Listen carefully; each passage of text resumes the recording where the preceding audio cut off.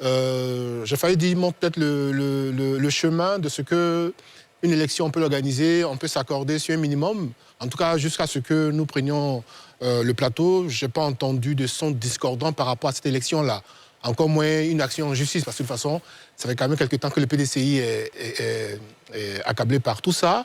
La dernière chose, c'est, à la suite de M. Alafé, c'est de regretter que finalement, le PDCI qui était connu, parce que c'est l'un des rares partis en Côte d'Ivoire, où en interne, quand on parle d'élection, il y a quand même des joutes, il y a des gens qui sont en présence.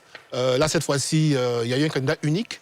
C'est dommageable pour la démocratie en interne, parce que c'est vrai que les partis politiques sont des associations privées, mais qui ont vocation à diriger le pays. Dans ce qu'ils font, les autres, nous, citoyens, on regarde aussi. Je veux dire, pour la démocratie, c'est un peu dommage, mais bon, à l'impossible, nul n'est tenu. Augustin Couillon? Ben, ça, c'est depuis, comme Lafay l'a dit, depuis décembre 2023 que M. Thiam avait été désigné président du parti et avait été même proposé pour être le candidat du parti. Et je pense que ce qui s'est passé rentre dans l'ordre normal des choses. C'est une confirmation de son plébiscite au Congrès. Et moi, ça fait peut-être plus d'1 an que j'ai dit ici sur le plateau que M. Bion ne serait pas candidat à la Convention. Ce n'était pas une prophétie, mais depuis... De malheur. Non, même pas. Même pas, mais je veux dire, selon le mode qu'il avait choisi pour annoncer sa candidature, il était évident que ce n'était pas tellement le parti qui l'intéressait. Il était, depuis des années, depuis plus de 4 ans, en tout cas, il avait déjà décidé d'aller aux élections présidentielles et il y sera sûrement en indépendant. Mais je pense aussi que le PDCI étant un parti qui a aussi des dinosaures, des gens qui savent parfois intervenir, j'imagine que après l'élection de Thiam comme candidat, ils iront vers Bion, ses partisans, lui et ses partisans iront vers Bion, ou d'autres personnes iront vers Bion pour demander qu'ils mettent balle à terre et qu'ils reviennent, je pense, à la maison. Dans tous les cas, je pense que même Dikayue ne constituait pas un obstacle à l'ambition de Thiam. Même Dikayue, il le sait. Il n'a pas été candidat. Hein. Oui, il n'a pas été candidat. Justement, il n'a pas été candidat, mais déjà parce que, vous voyez, il y a ceux qui sont sur le terrain, habituellement, qu'on connaît, et des personnes qui viennent avec l'espoir qu'il va nous amener à un autre niveau. C'est avec ça que Thiam venait. C'est-à-dire l'idée que ce n'est pas le très quotidien. Voilà. Donc, Dikayue ayant été à la maison, qui a fait du travail, mais c'était difficile pour lui, parce qu'ayant géré beaucoup de situations au PDCI, et ça crée forcément des inimitiés et tout ça. Donc, évidemment, quand Thiam arrive, il constitue l'espoir pour beaucoup de gens. Et avec son parcours international, il constitue de l'espoir. Et donc, c'est pour ça que j'ai dit que même Dikayue, même s'il avait été, il était allé jusqu'au bout, même s'il avait été candidat, peut-être que Thiam n'aurait pas été élu au même taux, mais il serait quand même élu. Très bien. Professeur Banga? Bon, écoutez, j'avais dit que le congrès de décembre 2023 était sous le sceau du stalinisme et du matriarcat. Les propos de Brédoumi ou de Mme Véronique ont confirmé le côté matriarcat et là on confirme le stalinisme. On a un score, candidature unique et tout ça, donc il n'y a rien de surprenant. Et même quand vous regardez comment ça a été préparé, c'est un peu comme le congrès, hein, on met tout pour quelqu'un qui ne fait pas assez d'efforts, je viens dessus. Première chose, de façon illico-presco, hein, 0 campagne, donc les militants ne savent même pas pourquoi ils ont voté. Ah non? Ah mais si, il n'y a pas eu de campagne, donc ils ne savent pas ce qu'ils ont voté. Moi je pense qu'il y a eu quel jour de campagne? Il n'y a pas eu de campagne, donc les militants ne savent même pas ce qu'ils ont voté. Ils ont voté donc quoi comme programme? Ils ont juste voté Thiam, quelqu'un qui n'était même pas là, comme d'habitude, n'est jamais là quand c'est nécessaire. Le bureau politique, le seul bureau politique qu'il a convoqué après 16 mois, il n'a pas, mais un manque de transparence. En plus, les militants ils se sont déplacés pour voir le président. Ils ne l'ont pas vu, même pas en visioconférence, et on nous dit qu'il travaille pour le parti. Zéro campagne. Le jour de la convention, absent, même pas... Franchement, le total mépris qu'on a à ces militants, en fait. Donc, bon, je ne me l'explique pas. Je ne me l'explique pas vraiment comment on peut faire une convention éclatée sans être présent, sans tenir un moins de discours, hein, sans faire moins de campagne. C'est qu'on a on a mis une machine vraiment dans le stalinisme le plus complet. Mais tout ça pourquoi?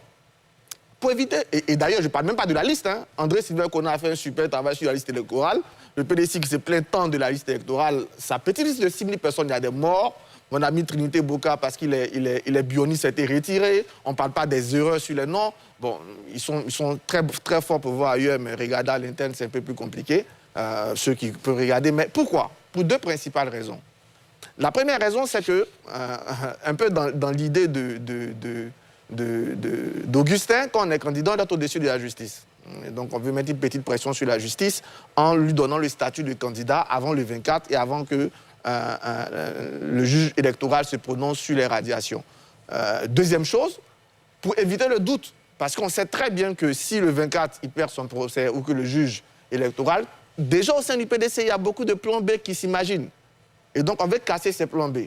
Donc aujourd'hui, la convention est passée, mais pour Thiam, le plus dur commence, en fait. Le plus dur commence parce qu'il va devoir enfin parler programme. Il va devoir être présent, d'ailleurs, c'est déjà ça, puisqu'il n'est jamais là, comme je l'ai dit. Il va devoir aller vers les militants qui ne voient jamais. Il va devoir présenter son programme et en ce moment, on pourra bien l'analyser. Et puis, il va devoir répondre, comme tout citoyen, aux convocations de la justice. Donc, je pense qu'aujourd'hui, le plus dur commence. Est-ce qu'il pourra, parce que finalement, le PDCI finit sa convention avec les mêmes problèmes d'avant-convention, comme tu as dit, 0 unité, parce qu'aujourd'hui, ce score de 99% est totalement flatteur, puisqu'on sait très bien que, ne serait-ce que, je ne parle pas de ceux, il y a des gens qui sont dehors, on voit bien Billon, on voit bien Valérie Yapo, on voit bien des collectifs de délégués qui sont déclarés, on voit bien les départs vers le RAGP, même le deuxième adjoint en mai de son secrétaire exécutif est parti, parce que c'est morose, et donc il y a ça. Est-ce qu'il pourra aller, il aura la grandeur d'esprit appuyée par certains cadres pour amener tout cela, sans oublier ceux à l'interne, et comme moi je parle beaucoup à l'interne du PDCI, qui sont encore dans le frein. Donc le plus dur commence pour lui, on verra ce que ça va donner. Très bien, professeur Nogbou. Ben, moi, d'emblée, je voudrais féliciter le PDCI parce qu'ils ont respecté les textes, ils ont respecté une procédure démocratique. Même si M. Tidiane Thiam était candidat unique, mais le principe d'abord, c'est qu'ils sont allés à une convention, ils ont respecté leur texte. Maintenant, dans la procédure, je comprends aisément ce qui est dit, mais je pense, pour ma part, qu'il a pris le temps, il a récupéré l'appareil du PDCI, il y a positionné, mais vous n'allez pas prendre une machine et puis y mettre ceux qui semblent être vos adversaires. Il a travaillé dans le principe de pouvoir maîtriser l'appareil du PDCI. Et aujourd'hui, même quand il est absent, contrairement à Atu, pour moi, il a travaillé, il est absent, et malgré son absence, docteur Atu, donc, malgré son absence, il se permet d'être élu. Tout seul, c'est facile. S'il vous plaît. Ben, j'ai bien précisé d'abord que le fait qu'il soit candidat unique, s'il vous plaît. j'ai dit, je félicite la chose. Le travail a été fait, les textes ont été respectés sur le principe démocratique d'aller aux élections, mais Non, malgré Mais vous n'avez pas de Je pose Non, une question. non, Est-ce que tu permets ça? non. malgré le Attendez fait votre qu'il soit tour, candidat posez-le. unique, c'est à ce niveau seulement que moi je pose le X. Sinon, ils ont respecté le texte. Pour pouvoir désigner un candidat, il faut faire une convention, ce que tout le monde ne fait pas. Vous comprenez? Et donc, moi, je voudrais leur dire, quand je dis tout le monde, je ne m'adresse pas, quand je parle de toute la Côte d'Ivoire. Il y a des partis qui ne font pas de convention. Voilà. Très bien. Donc, je voulais simplement les féliciter. Et à ce niveau, féliciter aussi M. Tidiane Thiam, parce que je pense que quand on est responsable d'un parti, on est leader d'un parti, on fait tout pour maîtriser l'appareil, de sorte qu'en son absence, il est élu. Et ça, même si ça ressemble à des mesures contorsionnistes ou quoi, mais il a travaillé. C'est aux autres qui ont envie d'être ses adversaires en interne, de travailler aussi, de mobiliser les masses et puis de pouvoir faire avancer leur organisation à l'intérieur du parti. Ailleurs, on parle de courant, là, il n'y en a pas, mais il a travaillé pour cela. Et je voudrais lui dire merci. Merci au PDCI de nous donner cette leçon, même si on pourrait se plaindre du fait qu'il soit candidat unique. Merci. Merci beaucoup. Jean-Yves Gué, c'est à vous. 2 commentaires. Un commentaire d'abord de forme, ensuite de fond. De forme pour dire que c'est bien que le PDCRDA nous envoie sur la scène politique quelqu'un de jeune, ce qui correspond à une aspiration d'une certaine classe de la population. C'est bien qu'un parti qui a été longtemps traité de parti de vieux arrive avec un jeune qui est compétent. Et je disais tantôt que Tidjane Thiam est un profil d'exception du fait de son parcours aussi brillant. Et c'est une référence pour nous en tant que jeunes d'avoir un candidat aussi brillant. Sur le fond, c'est une affaire, si c'est vrai, interne au PDCRDA, mais je crains quant à la capacité de Tidjane Thiam d'être non seulement un bon leader politique, mais surtout le candidat du PDCRDA. Pourquoi? Quand je constate que M. Tidjane Thiam est venu de manière précipitée, après plus de 20 ans hors de la Côte d'Ivoire, qu'il y a un forcing, il y a un jeu de mots depuis son élection jusqu'à aujourd'hui à la Convention, avec un gros point d'interrogation sur sa nationalité, je me dis, au final, si Tidjane Thiam, au départ, au jeu, n'est pas éligible, quel sera le sort du PDCRDA? Lorsqu'on est intellectuel, lorsqu'on a un parcours aussi brillant que Tidjane Thiam, qu'est-ce qui empêche d'avoir un plan B, un plan C, un plan D, si nous ne sommes pas dans un jeu pour faire couler le parti? J'estime pour ma part que Tidjane Thiam, avec son parcours aussi brillant, aurait pu avoir un recul dès le départ, être sincère auprès de ses conseils et de ses militants, et de poser les bonnes actions qui lui permettraient non seulement d'être le bon leader politique, et d'être le bon candidat. Aujourd'hui, l'analyse que je fais me permet de chuter en disant que Tidjane Thiam, bien qu'étant un profil aussi brillant, bien qu'étant un profil aussi élogieux, reste une option prématurée pour octobre 2025, du fait de son absence et du fait de ce qu'il serait le candidat du PDCI qui est inéligible à ce jour. Très bien. Alors, plus que quelques minutes avant de passer au troisième et dernier sujet. Très rapidement, Valentin Zario, vous voulez réagir? Oui, en fait, oui, j'avais envie de réagir par rapport au fait que M. Alafé l'a dit en décembre 2023, c'est ça, au Congrès, quand on est démocrate, bon, on peut avoir un regret par rapport à ça, mais il y a quand même une résolution qui, déjà, le parti décidait que c'est Tidjane Thiam, le président Tidjane Thiam qui allait être son candidat. Et, ils sont dans leur logique, ils sont cohérents, les militants du PDCI.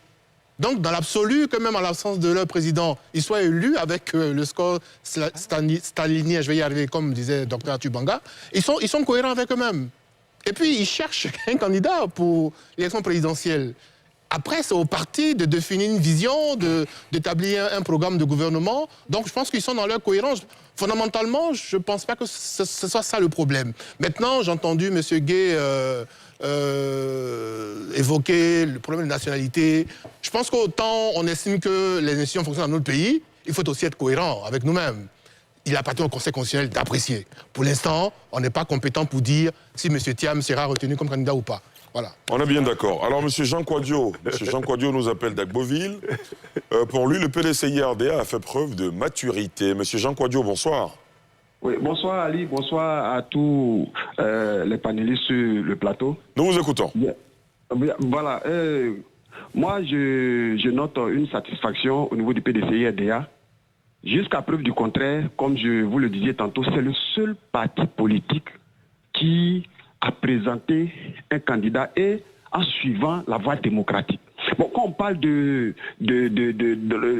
vais dire quoi, de candidature unique, ou bien de l'ordre stalinien ou bien quoi, mais jusqu'à preuve du contraire, c'est le seul parti politique. Et puis, moi, j'aurais souhaité que les autres partis, que ce soit celui du pouvoir, lui emboîtent le pas au PDCI-RDA. Il ne s'agit pas de venir dire que, bon, comme j'entends là, il ne s'agit pas de venir dire, bon, il est le seul, il a fait ceci. Non, il a été élu. Et la convention, même que ce soit en sa présence ou pas, mais la procédure a été suivie. Depuis lors, on demandait, ce sont les mêmes sur votre plateau là qui disaient que le PDCI ne se choisit pas de candidat, le PDCI n'a pas de candidat pour les élections futures. Aujourd'hui, que le PDCI se choisit un candidat, on vient trouver encore d'autres d'autres choses derrière pour dire que ça s'est fait avec un score fleuve. Mais quel est ce parti politique aujourd'hui, même que ce soit celui qui est au pouvoir, qui s'est choisi un candidat? Moi, je ne le vois pas. Et là, je félicite le PDCI-RDA, je félicite le président Tidjane Thiam pour son élection. Très bien. Merci beaucoup, M. Jean Kouadio, qui nous a appelé d'Agboville. À la fin, vous voulez réagir? Je voudrais dire que le PPACI aussi a choisi son candidat, qui est le président Gbagbo, dans les normes et dans les formes de l'art aussi, en respectant leurs tests et leurs procédures. Ils ont fait une convention. Très bien. On fait une convention. Alors, 1 et 2, oui. Je constate quand même, qu'un jeune comme M. Gay, c'est ça? Oui. Il dit que le président Thiam est jeune, il incarne la jeunesse. Donc, ça me fait plaisir si moi aussi je suis jeune. Je pense que le président Thiam est un peu plus âgé que moi. Si j'incarne une certaine jeunesse, je suis heureux. Ça veut aussi dire que peut-être on a des leaders trop vieux et que M. Thiam est jeune par rapport à eux. Bon, je pense que c'est le message qu'il voulait livrer. Bon, les vieux, c'est un message pour vous. J'espère que vous avez entendu. Dernier point, on a un Thiam qui contrôle, qui maîtrise le PDCI. En face, on aura aussi un Laurent Gbagbo qui maîtrise le PPACI, et un Finguessan qui maîtrise le FPI, et un Alassane Ouattara qui maîtrise le RHDP. C'est ce qu'il faut retenir. Et je pense que c'est ce que les gens doivent retenir. Et quand on maîtrise ainsi son parti politique, on a tendance aussi à maîtriser le pays et à tout maîtriser. Les méthodes Thiam au PDCI, c'est peut-être ces méthodes qui sont utilisées contre lui par ses adversaires ailleurs. Est-ce que je voulais constater et dire? On se comprend? On ne comprend pas. Ah oui, j'espère. Très bien. Nous prenons un appelant qui nous appelle de la France, qui lui trouve... enfin, on n'a pas eu le temps de bien... Nous vous écoutons. Bonsoir et bienvenue. Bonsoir, monsieur. D'accord, nous vous écoutons. Votre point de vue. Ok, en fait, j'appelais pour donner mon point de vue sur l'émission concernant l'élection au sein du PDCI. C'est pour ça que vous êtes en ligne, nous vous écoutons. C'est quoi votre point de vue? Ok, je disais que je pense que le PDCI n'a pas respecté les thèses du PDCI, en ce sens que la convention éclatée ne fait pas partie des thèses du PDCI, comme le disait M. Noubou. Le PDCI a eu la convention éclatée en 2020 de façon exceptionnelle suite à la Covid. Donc cette année, pour 2025, il n'était pas normal, et vu que ça ne fait pas partie des thèses du PDCI, il ne devait pas y avoir de convention éclatée. Et nous posons la question de savoir pourquoi est-ce que M. Thiam, jusqu'à l'heure du jour où nous sommes en train de parler, n'est pas présent à une convention que lui-même a organisée. C'est une interrogation que nous nous posons. Ce sont des questions que nous nous posons. Pour quelqu'un qui veut diriger notre pays, à un moment donné, il faut que nous nous posions la question de savoir quelle est sa probité, quelle est, comment on appelle ça, on peut dire, la confiance qu'il met pour les Ivoiriens. Donc nous sommes en droit de nous interroger. Et nous pensons que ce monsieur n'est pas apte à diriger la Côte d'Ivoire, en même de diriger même le PDCI, parce qu'il n'a pas l'amour des Ivoiriens, il n'a pas l'amour du PDCI RDA. Donc voilà pourquoi j'appelle pour dire qu'ils n'ont pas respecté les tests au sein du PDCI. Les conventions bon, ça c'est un autre débat, qu'ils aient respecté les tests ou pas. On aura peut-être l'occasion de les avoir sur un plateau pour évoquer la question avec eux. Monsieur, on n'a plus que 20 minutes pour aborder le dernier sujet de cette émission concernant le parti au pouvoir. Le congrès du parti présidentiel, le RHDP, initialement prévu les 17 et 18 mai 2025, n'aura finalement pas lieu à cette date. Le président du parti aurait décidé de reporter cet événement politique majeur dont l'un des principaux enjeux est la désignation du candidat du Rassemblement des Oufouettistes pour la démocratie et la paix à la prochaine présidentielle d'octobre 2025. On fait le point avec Pierre Dipomela. Le congrès du RHDP est annoncé en juin prochain, soit à 4 mois du scrutin présidentiel d'octobre 2025. Ce congrès très attendu suscite une grande attente tant au sein des militants du parti qu'au niveau de l'opposition ivoirienne, puisqu'au cours de ce congrès, il s'agira pour l'essentiel de désigner et investir officiellement le candidat du parti à l'élection présidentielle. Le chef de l'État Alassane Ouattara, qui est aussi le président du RHDP, est de loin le choix des militants. Mais il garde le suspense. Il n'a pas jusque-là dit clairement s'il partait ou non pour un autre mandat. Mais l'occasion des vœux du Nouvel An, face aux diplomates, le président Alassane Ouattara avait indiqué qu'il était en parfaite santé et prêt à servir le pays. Monsieur, le congrès du RHDP attendu en mai, finalement reporté pour juin. Analyse, décryptage à la Wakili. Oui, mais une précision, le RHDP n'a jamais communiqué officiellement de date de congrès. Le RHDP n'a jamais fait un communiqué, il n'a jamais convoqué ses cadres et ses militants à un congrès.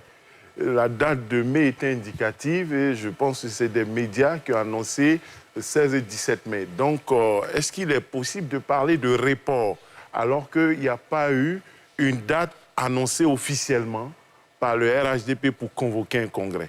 Donc, je voulais faire cette précision-là avant qu'on puisse éventuellement analyser la question. À ma connaissance, il n'y a pas eu une date, alors qu'on a les dates du bureau politique. C'était le 5 avril. Ça a été communiqué. S'il y avait eu une nouvelle date, on aurait parlé de report. Mais là, le RHDP n'a pas donné de date. Donc, je voulais faire cette précision, M. Diasoua. Oui, bien sûr, vous avez le droit de faire cette précision à la Wakili, quoique, alors, dans la presse, on parlait de cette date, effectivement, qui était restée officieuse, et tout le monde s'attendait à ce que le congrès du parti au pouvoir se tienne à cette date de mai, et finalement, elle a été annoncée, et cette fois-ci, c'est officiel, hein, pour... non, pas non plus, oui, bon, c'est le même média... les mêmes médias absolument, qui ont relayé cette information. Et vous voyez, si ça n'a pas eu en jeu, on va dire que ça a été reporté. Alors que cela n'engage pas le RHDP. Et bien sûr. Alors, ni ses sous-traitants. Ce qui est important, ça c'est un débat dans lequel je ne veux pas rentrer. Ce qui est important, monsieur, ce sont les enjeux de ce congrès du RHDP à venir, parce que ce congrès devra désigner le président, le candidat qui va candidater pour la présidence de la République de Côte d'Ivoire. Augustin Couillot, vous voulez réagir tout à l'heure? Oui, je voudrais...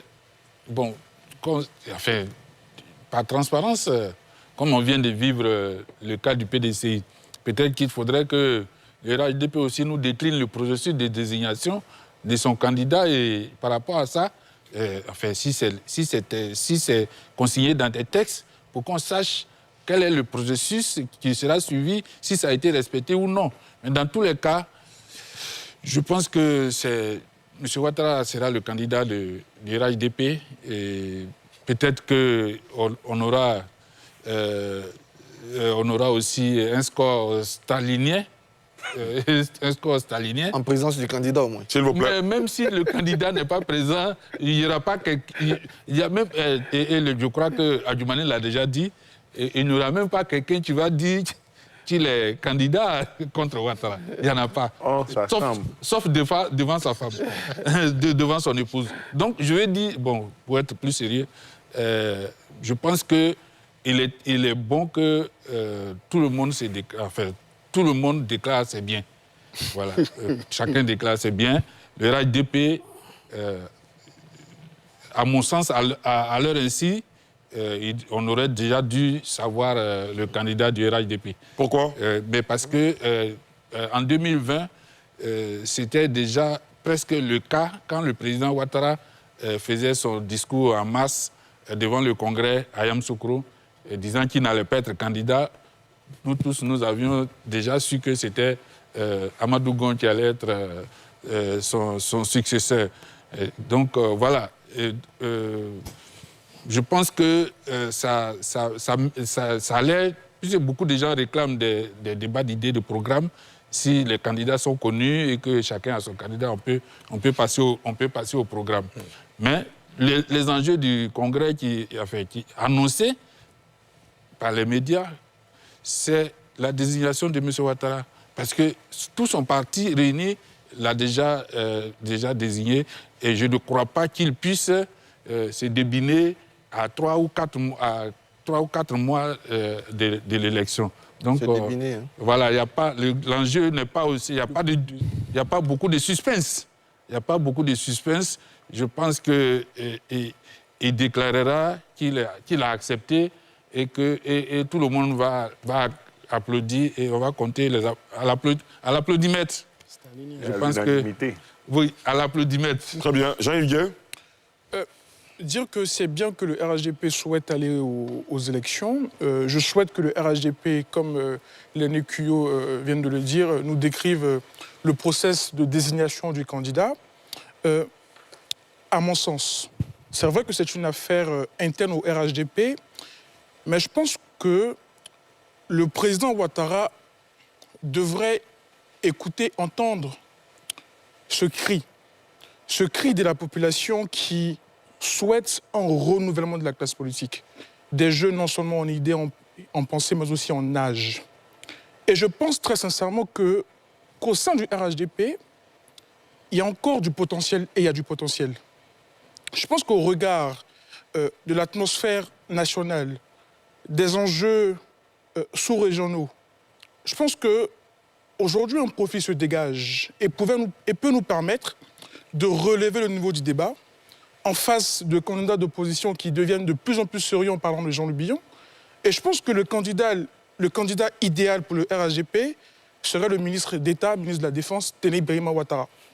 Je pense qu'il répond aujourd'hui aux aspirations des enjeux non seulement nationaux, du fait de son parcours, mais aussi des enjeux régionaux. Et j'ai dit. Très bien, professeur Banga. En général, le parti au pouvoir, il ne se prête jamais pour donner son candidat, que ce soit ici ou ailleurs. C'est toujours le dernier qui fait sa convention. Aux États-Unis, quand tu es au pouvoir, D'ailleurs, souvenez-vous bien, aux États-Unis, c'est au dernier moment même après Biden. Sarkozy, il est parti, je crois, 2 ou 3 semaines en 2012. On le lui a reproché. Donc, en général, le parti au pouvoir, il est au pouvoir. C'est l'opposition qui vient le chercher. Donc, lui, il a les moyens. À la dernière minute, il peut se poser. Donc, pour le RHDP n'a pas la même pression. Encore que, d'ailleurs, je vais répondre au professeur et à l'interprète, tous les partis font des conventions. Le PPACI a fait sa convention, le FPI a fait sa convention. Le mode de désignation, en général, des partis en Côte d'Ivoire, c'est la convention. Et les candidats, même quand ils ont gagné, sont présents. Ils respectent un militant, ils ne sont pas absents On parle du RHDP maintenant. Non, je reviens au RHDP. Le candidat sera présent aussi, je pense qu'il sera présent. Il ne sera pas absent, même s'il est président ou pas. Donc, il faut un peu respecter les militants et arrêter de justifier des absences aussi méprisantes, en fait. Donc, je reviens au RHDP. Je pense que le RHDP n'a pas vraiment... parce qu'il est parti au pouvoir à cette contrainte de calendrier, sauf si, et c'est là que le danger est là, et je reviens aux États-Unis, sauf si le président Ouattara veut passer la main. S'il veut passer la main, d'ailleurs en 2020, quand il voulait passer la main, c'est en mars qu'il a annoncé. Voilà, il a annoncé en mars, et pour revenir à l'idée, c'est en août. Le Premier ministre Gouin est décédé en juillet, mais il a laissé un bon mois. C'est en août qu'il est venu dire « je serai candidat ».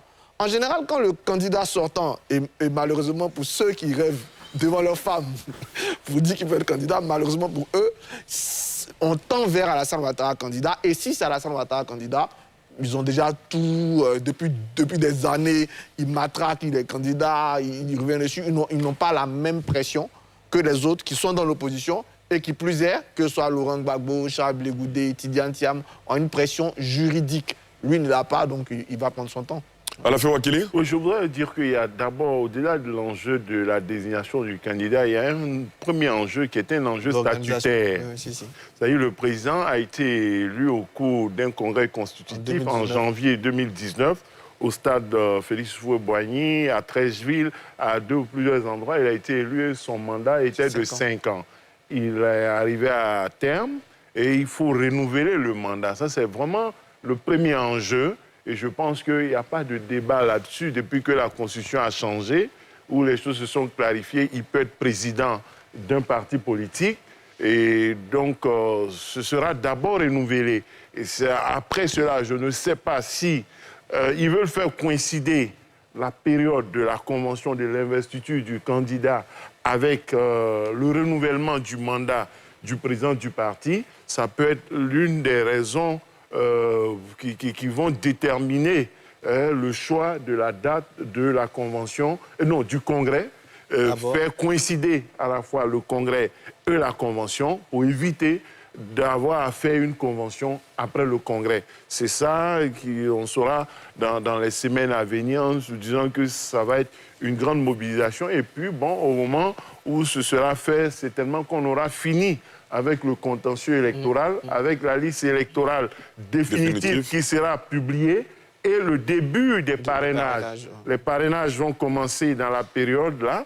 Et donc, en ce moment, il faudra un candidat pour lancer les parrainages. On n'a même pas besoin d'un candidat, on dirait, pour le parrainage. Mais si, au nom de qui on fera le parrainage, il faut être candidat connu, il faut être un candidat affirmé pour aller voir les militants et puis ils vont remplir les fiches. À moins qu'on remplisse les fiches à blanc, je ne pense pas. Si vous êtes PDCI, si vous êtes PPACI, si vous êtes FPI, que vous voulez que les gens parrainent, il n'y aura pas forcément des militants parrains. Celui qui parraine un parti politique doit savoir qui est le candidat, de mon point de vue. Bien sûr, bien sûr. Bon, on peut faire peut-être les parrainages à blanc, peu importe qui sera candidat. Ça aussi, c'est une option. Très bien. Valentin Zawi? Le parti présidentiel est attendu. Parce que, bon, comme je l'ai dit, le 25 octobre, il y a une élection présidentielle. Donc, tous les partis sont attendus par rapport à leurs candidats. Il appartient aux militants du parti présidentiel, donc le RHDP en l'occurrence, de désigner leur cheval, pour parler comme quelqu'un. Arthur l'a dit, enfin, docteur Arthur l'a dit, Banga. Docteur Arthur Banga l'a dit, pour rester protocolaire. En règle générale, dans notre pays, le problème, c'est pas au niveau du parti qui est au pouvoir. Voilà. Et il a raison de dire ça. Au-delà de notre... S'il vous plaît. Voilà. Je donne mais plus particulièrement sur ce continent, le parti qui est au pouvoir n'a pas forcément les mêmes préoccupations que ceux de l'opposition. Donc oui, on attend tous que le RHDP nous dise qui est son candidat. Et puis, on est quand même à 6 mois d'élection présidentielle. En temps normal, en d'autres circonstances, je pense que vous, les journalistes, vous savez, en train de challenger les différents programmes. Officiellement, on n'en sait pas grand-chose, ou c'est des petites bribes comme ça. Donc, il serait aussi bon que les candidats soient connus. Et puis, à un certain moment, les partis puissent faire connaître leur projet pour les Ivoiriens, leur programme de gouvernement, ce qu'ils proposent de façon très précise, pour que le 25 octobre 2025, le peuple souverain puisse se déterminer en conséquence. C'est aussi ça le charme de la démocratie. Parce que oui, on peut suivre un candidat parce que on vient de la même région, parce qu'on aime la coupe de sa cravate, enfin de son costume, et bien d'autres raisons qui sont à l'affect. Mais il y a aussi des citoyens qui s'intéressent à ce qui est approuvé concrètement. Parce qu'il s'agit de décider pour l'ensemble, n'est-ce pas, des populations. Donc, voilà, c'est vrai que M. Alafel a dit, c'est vrai qu'effectivement, officiellement, moi, je n'ai pas vu passer un communiqué du RHP qui disait qu'à telle date, il y aurait le congrès. Il y aurait le congrès. Il faut juste espérer qu'au mois de juin, parce que on attend aussi d'être situé. Donc, il faut espérer qu'effectivement, le parti présidentiel puisse aussi se déterminer par rapport à son candidat, pour qu'une fois que tous les candidats soient connus, on puisse aussi, je l'espère vivement, comme beaucoup de nos concitoyens, faire place aux propositions, aux offres politiques des uns et des autres pour que ça puisse permettre aux citoyens de se déterminer en conséquence. Ozonogbu? Ce que je voudrais dire, c'est que le RHDP joue Chronos. C'est eux qui ont la montre. C'est le RHDP qui a la montre. Il n'est pas pressé. Il regarde, il observe, regarde tout avant de se prononcer. Il va se prononcer au dernier. C'est de bonne guerre et puis c'est une belle stratégie. En plus de ce que ils sont au pouvoir. Ils n'ont pas à se précipiter. Et en Afrique, il y a son expression. En Afrique, quand on est au pouvoir et partout ailleurs, c'est le parti qui se déclare en dernier lieu. Et ils ont la montre. Ils vont fixer le timing, à quel moment on doit courir et comment on va courir, c'est tout. En dehors de Jean-Yves Gueux, s'il vous plaît, en dehors de Jean-Yves Gueux, beaucoup n'y ont pas vu la demi-douzaine, hein? Augustin Pouillon, vous voulez dire quelque chose?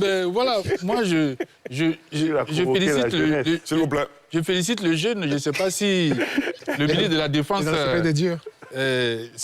très heureux d'entendre que c'est lui qui l'est proposé par la jeunesse du RHDP. En fait.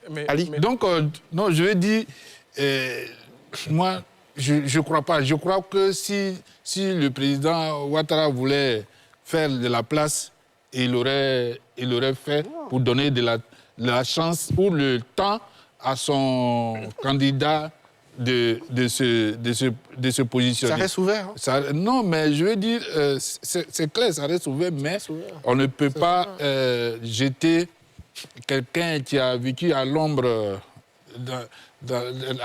pendant des années, le jeter en juin, le jeter à pâture.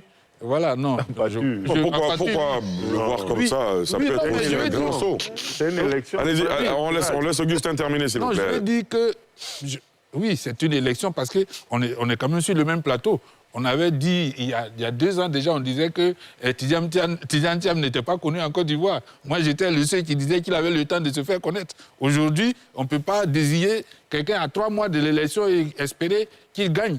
D'ailleurs, l'expérience de Kamala Harris montre bien que c'est une stratégie qui ne marche pas. Même quand on a le pouvoir, ça ne marche pas. Ça marche difficilement. Ça marche difficilement parce que, voilà, je ne vais pas aller dans l'élection américaine, mais je veux dire que vraiment, s'il voulait vraiment lâcher prise, il l'aurait fait depuis longtemps et puis prendre le temps d'expliquer que, bon, voilà, c'est elle. Bon, je ne dis pas forcément son petit frère, parce que désigner son petit frère aussi, c'est quelque chose. C'est son petit frère. Mais il est le ministre de la Défense. Mais ce n'est pas son petit frère. Mais si, c'est son petit frère. Oh, s'il vous plaît, on va pas parler ensemble. Monsieur, on l'appelle même photocopie. D'accord. Ça y est, lui, il ressemble... Très bien. Voilà. Professeur Manga? Ali, je suis d'accord hein, que, d'ailleurs, même quand vous êtes au pouvoir, l'équipe Sarkozy, par exemple, elle a beaucoup regretté d'être allée trop tard, d'avoir trop tard démarré sa campagne en 2012. Cependant, en juin, il y a un facteur qui peut agir, le facteur, je vais dire, juridique. Si on se retrouve sans Tidjane Thiam et sans Laurent Gbagbo candidat, au mois de juin, en ce moment-là, oui, Alassane Ouattara peut se dire, oui, en ce moment-là, il y a quelque chose pour c'est quelque chose à voir. Et deuxième chose, il ne faut pas négliger la demi-douzaine. Hein. Je pense qu'ils ne parlent pas, mais je pense que quand même chacun dans leur place se prépare au cas où. Au cas où c'est eux, je pense que je ne vais pas dire de nom, mais je pense que chacun d'entre eux réfléchit quand même à ce que je dois faire au cas où je suis désigné. Je pense quand même, je te laisse un nom, mais je pense que quelqu'un qui se dit c'est possible, il se prépare, il a ses réseaux, et après, il est un parti. L'avantage du RHDP, je pense que c'est là que le Congrès est intéressant.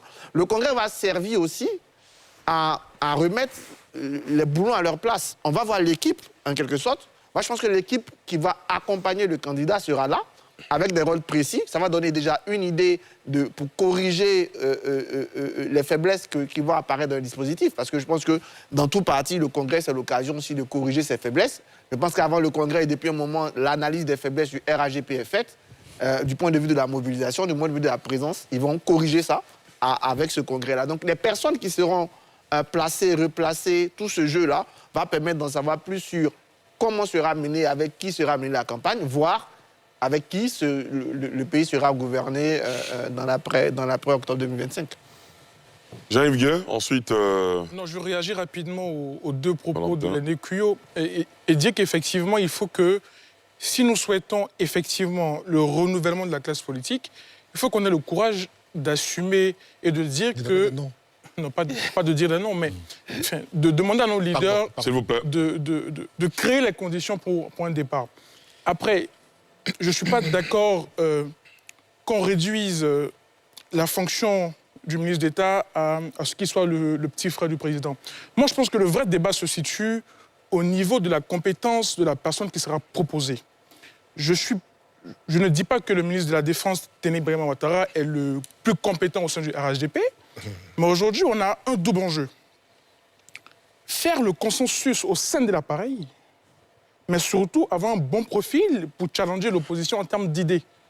Et quand je regarde l'atmosphère aujourd'hui politique nationale, avec des candidats qui sont de plus en plus sérieux en parlant de Jean-Louis Billon, je pense très sincèrement que la personne idéale en la matière pour non seulement faire le consensus au sein de l'appareil, mais aussi relever le niveau du débat du fait de son parcours et des enjeux sous-régionaux, est le ministre de la Défense, Téné Ouattara. Maintenant, on dit que, comme il est le frère du président, on serait dans une forme de passation de famille. Je ne suis pas d'accord. Très bien. Valentin Zavion, Oui, terminez. juste faire observer que dans nos partis, j'ai failli dire les majeurs, mais pas que. Il y a quand même une conception syncrétique du statut du chef qui fait que oui, il est élu, et après, c'est lui. C'est lui qui tient l'appareil, c'est lui qui décide. J'ai failli dire qu'il a droit de vie et de mort sur tout le monde. Donc, en l'occurrence, au niveau du RHDP, le président Ouattara, il est en position de force. Il y a un appareil qui est là. Il y a un bilan à défendre, quoi qu'on en dise. Donc, je pense qu'en prenant en compte ces deux éléments, les choses restent ouvertes parce que, bon, il peut vouloir remplir comme céder la place. On peut s'attendre à tout, je pense. Très bien. Voilà. Monsieur, bon, ce qui est connu dans cette émission, c'est qu'on s'attend à ce qu'on attribue les cartons de la semaine. Pour vous emprunter votre expression, ce sera juste après ceci.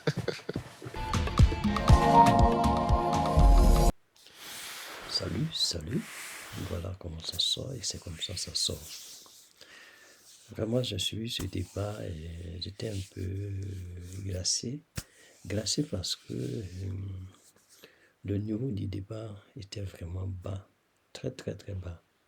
Surtout quand il s'agit d'Atu Banga, c'est la merde. Parce que, et c'est pas s'il est aveuglé par je sais pas, je peux appeler ça par le bien matériel, par l'argent, je vais dire. Parce que il trouve bien son compte dans ce pouvoir-là. Donc, et il a besoin de défendre le pouvoir en place. Il a besoin de défendre coûte que coûte. Et arrache-pied même, il le fait. Bon, moi, j'aimerais dire, ce jeune, il doit avoir 25 ans, je crois. Bon, il peut pas avoir plus. Mais il est un peu perturbé, je peux dire, parce que il connaît même pas la politique ivoirienne. Il connaît même pas la capacité des personnalités politiques. Il connaît même pas. Et il se met là à parler de politique. Et de surcroît, il est politologue. Ça, c'est un politologue qui ne connaît même pas les politiques de son pays. À me demander, est-ce que ce monsieur connaît réellement la politique ivoirienne? Je ne crois pas. Parce que s'il connaissait vraiment la politique ivoirienne, il ne pourrait pas même dire ou bien faire croire que, si je me trompe, peut-être même qu'il connaît, mais comme il fait la politique du ventre, comme il est politologue du ventre, donc à ce moment, il ne peut pas dire la vérité. Il est obligé d'être hypocrite. Il est obligé d'être, comment on appelle le mot là même, d'être, la parole ne me vient pas, mais d'être hypocrite. Utilisons le mot hypocrite, et quand ça va me venir, je vais dire ce mot-là parce que c'est le mot approprié à son comportement. Parce que on ne peut pas se permettre de vouloir utiliser les personnes qui ne sont pas aptes, les personnes qui ne valent pas ne peuvent pas, comment dirais-je, assumer cette responsabilité-là. Et c'est ces personnes-là, lui, il veut utiliser. Il veut qu'on utilise. C'est cette personne-là, lui, il vise. Bon, on peut dire que c'est son opinion. On accepte que c'est son opinion. Mais il faut avoir des opinions qui peuvent friser un peu la réalité, qui peut quand même donner un vrai sens de la réalité. Et c'est de ça qu'on cherche. On ne cherche pas des jeunes bougnous comme lui qui viennent s'asseoir à raconter des bêtises. Nous, on n'est pas là pour écouter ça. On prend Atu Banga. Monsieur Atu Banga qui, à mon sens, est dans son rôle de défendre toujours un parti qui est au pouvoir et qui ne fait pas, comment on appelle ça, ne joue pas son rôle, je peux dire, ne joue pas son rôle parce que c'est un parti qui a un sens unique. C'est un sens unique, moi je vais dire quoi par là, au sens figuré, dans le sens que c'est seulement celui-là qu'on voit. Et on ne peut pas dévier, c'est-à-dire celui qui dévie, on le radie, on l'écarte complètement du groupe. Celui qui pense que celui qui a la tête ne doit plus être là et que c'est une personne, à partir du moment où tu dis ça, déjà, faut te voir écarté du groupe ou même tu passes à trépas. Mais on ne peut pas fonctionner comme ça. Parce que si on prend le cas du RDR, moi aujourd'hui, je vais un peu en général sur cette discussion parce que je l'ai pris en cours. Je vais dire quoi par là? Je vais dire que ils avaient trois ou quatre thèmes. Non, trois thèmes. Moi, j'ai pris le deuxième thème et le dernier. En fait, ils ont parlé du Tidiam Thiam,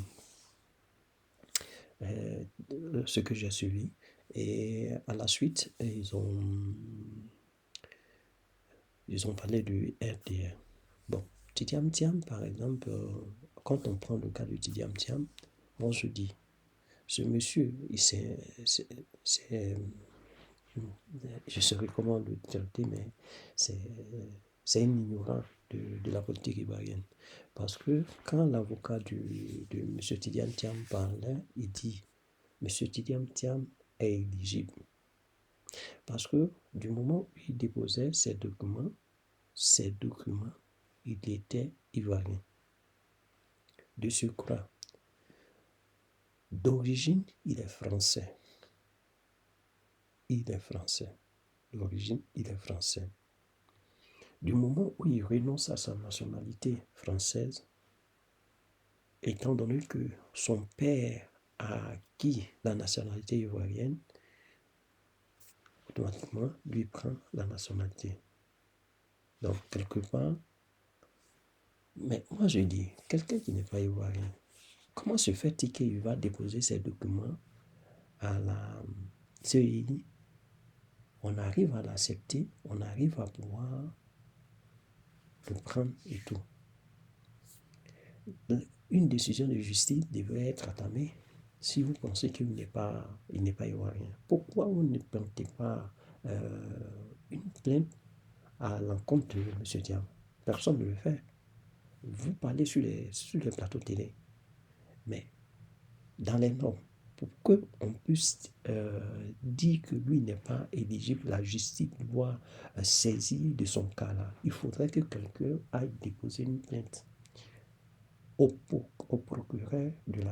procureur de justice. Je pense bien que c'est comme ça on appelle un procureur de justice, au procureur de la République, un truc comme ça, un procureur de la République. Voilà. Et c'est à partir de là, lui va procéder à faire des vérifications et appeler Thiam à un procès. Et c'est comme ça passe. Parce que personne d'autre peut le faire. C'est ce que l'avocat lui disait. Mais à part ça, le gars, lui, il est rentré en Côte d'Ivoire, tout et tout. Il a fait son enfance ici, il avait tout et tout ici. Il est né ici. Il est d'origine française. Pourquoi? Parce que son père est français, malgré qu'il a la peau noire. Parce que son père n'a jamais eu à prendre la nationalité sénégalaise. Voilà. Ça c'est simple. Donc, du moment où il est français, c'est-à-dire qu'un enfant qui naît sur le territoire français, il est automatiquement français. C'est comme ça, c'est. Ceux qui ont été en France savent ça. Donc, c'est le même cas pour Tidiam Thiam. Donc, du moment où cela existe, alors qu'est-ce qui se passe? Et le père de Tidiane Thiam est né sur le territoire français à la suite de cela. Tidiane Thiam est né en Côte d'Ivoire, mais du moment où son père est français, lui devient français. Et c'est comme ça fonctionne. C'est comme ça fonctionne. Donc il prend la nationalité française. Maintenant, à l'âge de 18 ans, il peut demander sa pièce d'identité française et on doit lui donner. Je dis bien, on doit lui donner. Et à partir de là, qu'on lui donne sa pièce d'identité, il est libre de faire tout ce qu'il veut. Sinon, il n'est pas obligé d'aller demander, mais d'office, il est français. Bon, là, je pense bien qu'on est bien clair.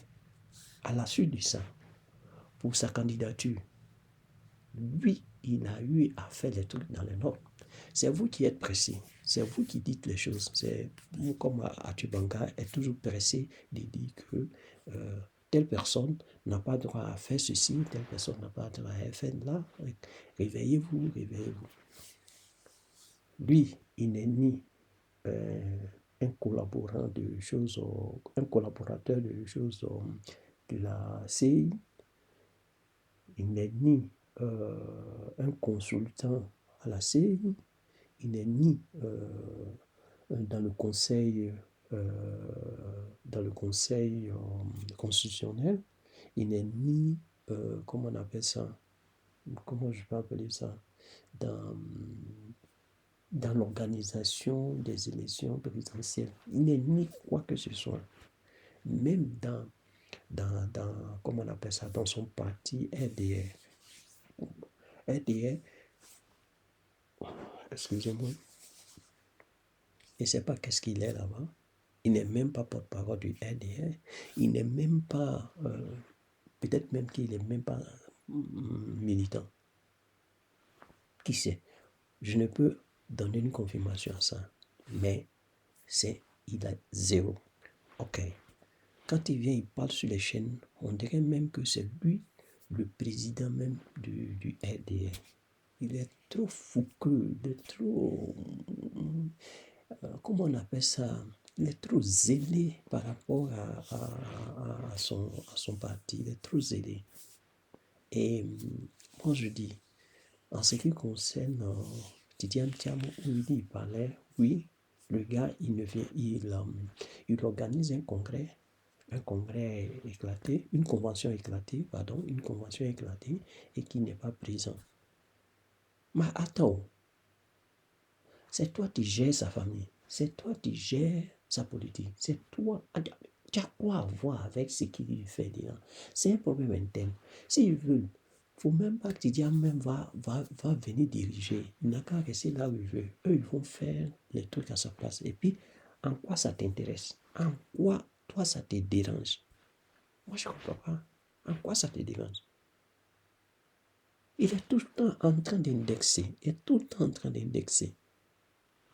Mais tu peux une fois quand même fermer cette grande gueule-là et puis écouter aussi les gens.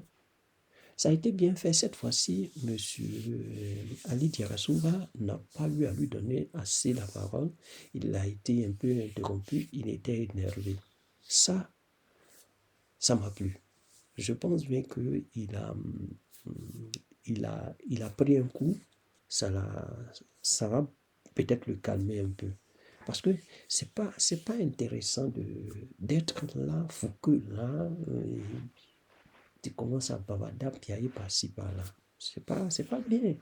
Et surtout, tu es en train de ternir l'image de cette émission parce que tu es tout le temps en train de faire prévaloir le RHDP, ton parti est meilleur par rapport à ceci, par rapport à cela.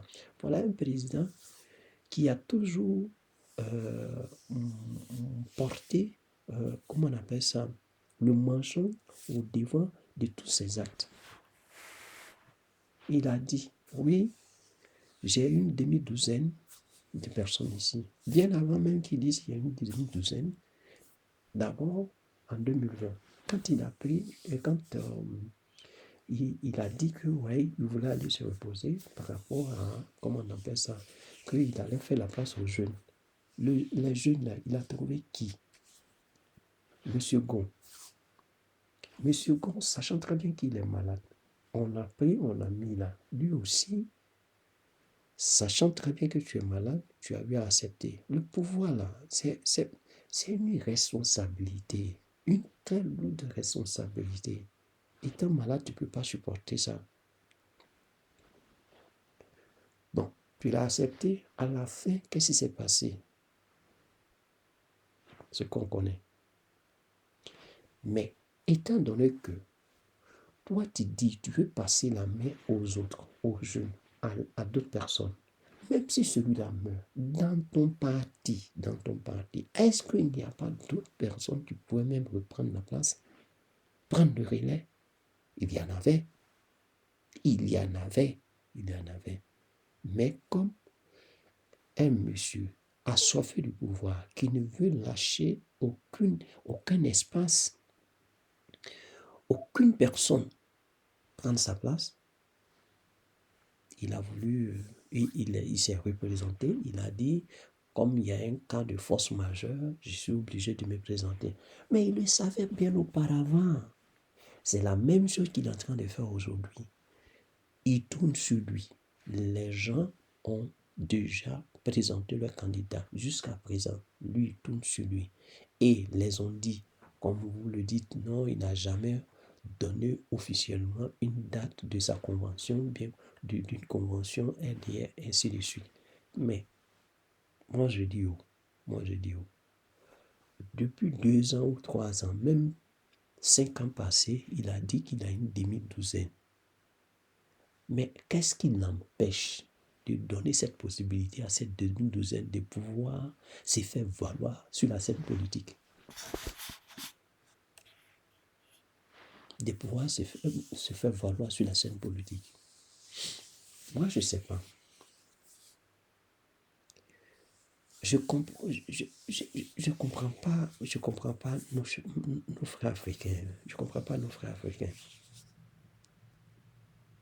L'honneur là, pour vous là, ça ne vous dit rien. Vous n'avez jamais eu à prendre de l'exemple sur ceux qui aujourd'hui, ils sont toujours honorés, malgré qu'ils ne sont plus dans cette vie. Il y en a plein.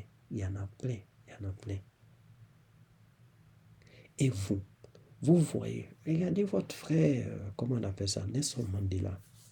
C'est pas le pouvoir qui l'intéressait, on voit très bien que il voulait vraiment le bien de son pays. Il a même fait je crois bien, pas assez. Il a dit, c'est pas le pouvoir qui l'intéressait. Il est parti, il a laissé la place aux autres. Ça fait 15 ans qu'il était là, 15 ans. Et tu veux faire encore 4e mandat, ça a fait 20 ans. Quand même, pense aux autres. Tu penses que tu es le seul intelligent? Quand même. Si ce n'est pas pour briguer encore un 4e mandat, pourquoi alors il tourne autour du pot? Ça, c'est ce qui est là. C'est ce qu'il veut faire. Donc, arrêtez de nous distraire. Quant au débat, je pense qu'aujourd'hui, tous les politiciens ont commencé à comprendre parce que là, ils n'ont pas le temps de se rabaisser jusqu'à ce point, venir sur un plateau de télé où tu ne peux pas t'exprimer, où on va te dénigrer, ou bien on va commencer à te rabaisser jusqu'à t'humilier. Moi, je dis humilier parce que la fois dernière, quand il y avait l'asthme et son collègue qui étaient sur le plateau, quand les deux avaient la parole, l'un d'eux avait la parole, les gars du RDR se mettaient à rire, à se moquer. Mais ça ne se fait pas. C'est un manque de respect. On ne le fait pas. Même ici, quand le petit parlait, les autres ont commencé à se moquer. Mais c'est pas comme ça. Ça ne fonctionne pas comme ça. Les gens doivent comprendre que le respect de l'être humain est essentiel. Quelle que soit sa petitesse, quel que soit l'être qu'il est, on doit le respecter. Moi, je n'ai pas trop m'attarder dessus parce que c'est pas un débat, n'a pas un débat au haut niveau, quoi. Ce n'a pas eu un débat au haut niveau. Il y a eu beaucoup de choses qu'ils pouvaient dire qu'ils n'ont pas abordé. Moi, je dis, même la nationalité de votre président RDR, là, le président Alassane, posez-lui la question, posez cette question-là. Quand il rentrait, il prenait le pouvoir, est-ce qu'il a renoncé à sa nationalité américaine? Il a renoncé à sa nationalité burkinabé. Il a renoncé à sa nationalité canadienne. Vous venez sur les plateaux, vous parlez des nationalités des autres. Mais pensez à ça aussi. Lui aussi, il était là. Pourquoi vous ne parlez pas de ça? Vous avez peur d'aller en prison? Parce que quand quelqu'un bronche, il va passer là-bas. Et c'est ça. Vous voyez?